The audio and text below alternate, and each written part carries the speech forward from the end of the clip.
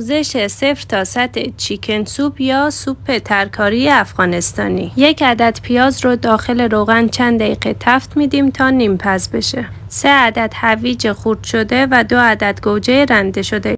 چند دقیقه مواد رو با هم تفت میدیم.